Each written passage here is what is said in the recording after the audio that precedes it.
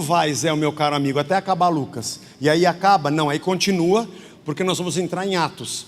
E Atos é o segundo livro que Lucas escreve para Teófilo. E vamos continuar na mesma ideia. Vai ser muito legal. Já está sendo, né? Espero. Vamos lá. Lucas 9:51 até 62. E aconteceu que, ao se completarem os dias em que seria elevado ao céu, Jesus manifestou no semblante a firme resolução de ir para Jerusalém. Interessante isso, né? Manifestou no semblante a firme resolução de ir para Jerusalém. E enviou mensageiros que fossem na frente. Indo eles, entraram numa aldeia de samaritanos, para lhe preparar pousada. Mas não o receberam, porque o aspecto dele, olha de novo, o semblante, o aspecto dele era de quem decisivamente ia para Jerusalém. Vendo isso, os discípulos Tiago e João perguntaram: Senhor, quer que a gente resolve essa parada? E a gente manda descer fogo do céu para consumir esses incrédulos samaritanos, e a gente acaba com eles no amor de Jesus? Essa é a minha teatralização, né? Não está no texto. Mas Jesus, voltando-se, os repreendeu. Vocês estão loucos? O que vocês beberam? E seguiram para outra aldeia. Enquanto seguiam pelo caminho, alguém disse a Jesus: vou segui-lo para onde quer que o Senhor for. E Jesus respondeu: olha, pensa bem, as raposas têm as suas tocas e as aves do céu têm os seus ninhos, mas o Filho do Homem não tem onde reclinar a cabeça. A outro Jesus disse: siga-me. Mas ele respondeu: Senhor, deixe-me ir primeiro sepultar o meu pai. Mas Jesus insistiu: deixe que os mortos sepultem os seus mortos. Você, porém, vá e anuncie o reino de Deus. Outro lhe disse: Senhor, eu quero segui-lo, mas permita que antes disso eu me despeça das pessoas da minha casa. Mas Jesus lhe respondeu: ninguém que põe a mão no arado e olha para trás é apto para o reino de Deus. Amém?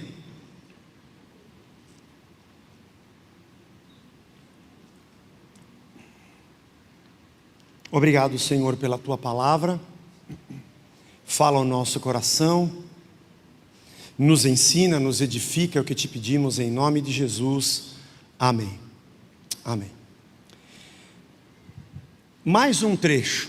Tivemos a transfiguração. Eles veem Jesus glorificado diante deles, no estado eterno. Dali a pouco eles descem e do monte está aquele furdúncio pelo menino endemoniado que ninguém consegue expulsar. Por que Lucas colocou essa narrativa nessa sequência para Teófilo?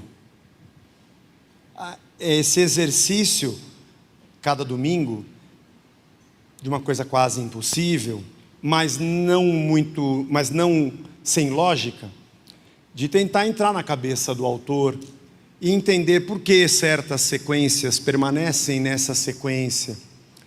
Que tipo de quadro Lucas está pintando para Teófilo? E eu acho que esses dois trechos, essas duas histórias, essas divisões somos nós que fazemos. A carta não tinha capítulos nem versículos, era uma escrita corrida. Eu acho que esses dois trechos são o mesmo assunto, por isso nós vamos falar dos dois. Jesus manifestou no semblante o desejo de ir para Jerusalém, porque ele entendeu que já era a hora. Verso 51. Ele já tinha dito, você se lembra em domingos anteriores, o Filho do Homem vai ser entregue nas mãos dos saduceus e vai ser maltratado. Ele já tinha avisado os discípulos. Na narrativa de Mateus, ele diz que Pedro disse: não diga isso de ti mesmo, Jesus, você não pode ir para lá para morrer. E Jesus diz a Pedro: arreda Satanás. Eles não tinham entendido muito a princípio, mas o que estava acontecendo aqui é que Jesus sabia que era a hora.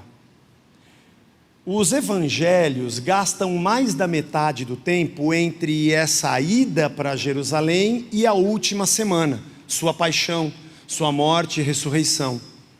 Quando você lê os evangelhos, que contam a história de 3 anos e meio da vida de Jesus com os discípulos, a maioria do tempo desses evangelhos se concentra no que aconteceu no final da sua vida. Tem muitas parábolas, tem muitas situações e discursos de Jesus, mas a concentração deles é nesse momento. Lucas é o que gasta mais tempo nessa narrativa. Pode ser que ele tenha escolhido alguns fatos e tenha colocado dentro dessa jornada, porque nós estamos no capítulo 9 e ele já diz que Jesus entendeu que essa era a hora e ele começa a ir para Jerusalém. Só que a entrada triunfal para Lucas é no capítulo 24. Nós temos aqui 15 capítulos de muitas coisas que Lucas coloca nessa jornada. Talvez pode ser que até meio fora de tempo. É tipo história que a gente conta, sabe? Você vai viajar com a sua esposa e você vai contar para os seus amigos e fala: então, teve um dia que a gente saiu e pegamos o barco, e depois teve um dia que a gente foi ver a festa do não sei o que. Ela fala: não, primeiro foi a festa, o dia do barco foi depois. Você fala: tanto faz, eu quero te falar da festa. Os evangelistas, eles colocam a ordem dos fatos de acordo com a sua intenção. Aqui é um amigo escrevendo para um outro amigo dizendo: entenda o rei e o reino. Mateus, por exemplo, escreve para judeus, ele queria provar que Jesus era o Messias e faz todos os paralelismos do Antigo Testamento, das profecias com Cristo. João é um evangelho mais teológico, cada um deles tem um foco na história, mas Lucas é o que gasta mais tempo. Jesus entendeu, é hora de ir para Jerusalém. Não tinha pastor falando com ele, não tinha igreja, não tinha nenhum profeta, não tinha pregadores do YouTube, não tinha revelação, não tinha um cantor fazendo música profética ou dança profética para dizer: vai agora para morrer. Ninguém falou. Ele entendeu, e diz o texto que o aspecto dele, o seu semblante era de alguém que tinha tomado essa decisão. E quando ele passa por Samaria, eles também percebem que ele tinha o aspecto de quem ia para Jerusalém. Eu tentei procurar se isso era uma expressão idiomática, como nós temos também na língua portuguesa. Por exemplo, na escola era assim: um garoto se apaixona pela menina, os amigos ficam sabendo: você está afim dela. Não, não estou. Aí todo mundo fala: está na sua cara, está escrito na sua testa. Eu não sei se é essa mesma intenção de Lucas ao dizer que o semblante dele era de alguém que tinha decidido ir para Jerusalém. Tipo, estava na cara, chegou a hora, sem ninguém dizer. Esse é o compromisso de Cristo com a sua missão e com a palavra do Pai.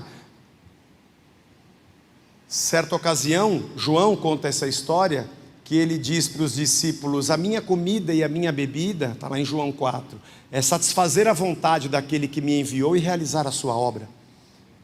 Ele resolve e vai. A Galileia fica ao norte, junto do mar da Galileia.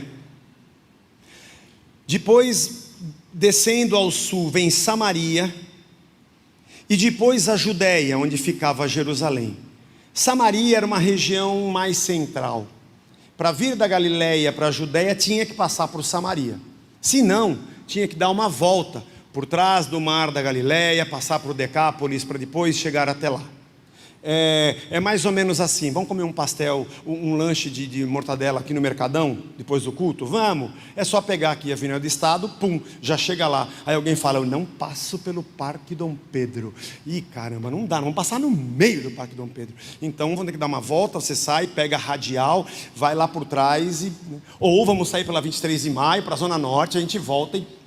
Tudo bem, era isso que tinha que fazer. E Jesus vai pelo meio de Samaria. Samaritanos e judeus tinha até luta sanguínea, de sair sangue, tinha morte, do ódio dos judeus pelos samaritanos, que tinham um templo que não era um templo genérico, com outro sacerdote, que traduziram a lei, o Pentateuco, para outro idioma, não eram aceitos pelos judeus, porque não eram judeus de sangue, eram estrangeiros trazidos na época do Império Assírio.